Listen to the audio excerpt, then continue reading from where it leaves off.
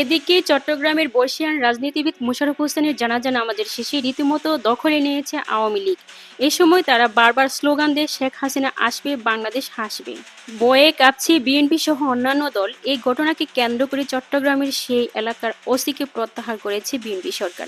এই ঘটনায় সাধারণ জনগণ বলছে, শুধুমাত্র একটি শহরকে দখলে নেওয়াতে ওসিকে প্রত্যাহার করা হয়েছে, তবে সারা বাংলাদেশ আওয়ামী লীগের দখলে চলে যাবে।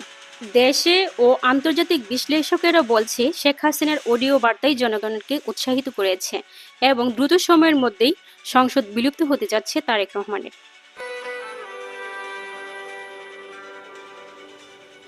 ছিলেন তিনি। তার মৃত্যুর খবরে শুধুমাত্র নিজ দলের নয়, ছুটে আসেন অন্য রাজনৈতিক দলের নেতাকর্মীরাও। জানান, চট্টগ্রামের জনগণ মহিউদ্দিন চৌধুরীর অবদান আজীবন মনে রাখবে। সমাজের পরিচিত মুখ ও প্রিয় মানুষ মোশাররফ হোসেনের জানাজার অংশ নিতে সকাল থেকে ভিড় জমান সাধারণ মানুষ। জানাজা নামাজ শেষে উপস্থিত মুসল্লিরা মরহুমের আত্মার মাগফিরাত কামনা করেন এবং শেষ শ্রদ্ধা জানান।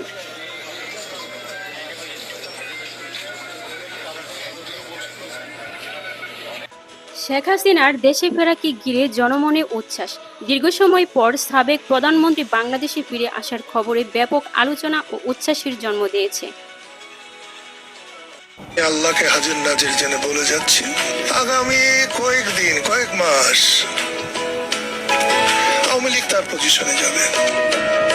আমি হাসিনাকে কোনোভাবে আর কোনোদিন ফ্যাসিস্ট বলবো না, আর যা বলি না বলি ফ্যাসিস্ট শব্দ হাসিনার জন্য আমার ডিকশনারি থেকে মুছে দিয়েছি আমি টোটালি।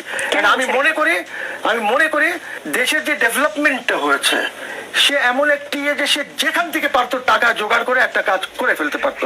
আজকে আমি শুনলাম, এখন শুনি নাকি যে এইটার স্বপ্ন দেখেছিল একজন, আজকে রূপপুরের নাকি শুনি স্বপ্ন দেখেছিল যার হয়তো জন্ম হয় নাই।